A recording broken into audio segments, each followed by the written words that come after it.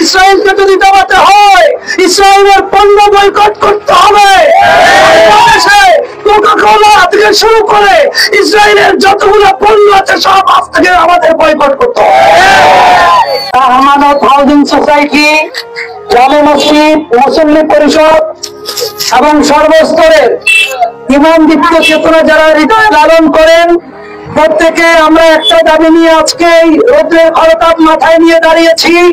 একটাই দাবি, একটাই স্লোগান, মুসলিম বিশ্ব এক হও, ইসরায়েলের বিরুদ্ধে প্রতিবাদ করো। কথা বলেন ঠিক না? আমরা বলতে চাই ইসরায়েলকে যদি দমাতে হয় ইসরায়েলের পণ্য বয়কট করতে হবে। কোকা-কোলা থেকে শুরু করে ইসরায়েলের যতগুলো পণ্য আছে সব আজ থেকে আমাদের বয়কট করতে হবে।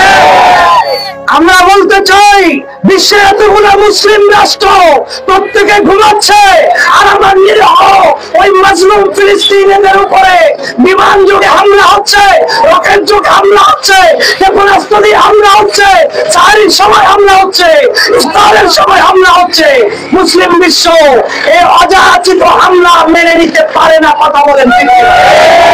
বাংলাদেশের লক্ষ কোটি সুন্নি জনতার পক্ষ থেকে আমরা ইসরায়েলের আগ্রাসনের বিরুদ্ধে, ইহুদিবাদের বিরুদ্ধে এবং মাজলুম ফিলিস্তিনিদের পাশে আছি। ঠিক কিনা?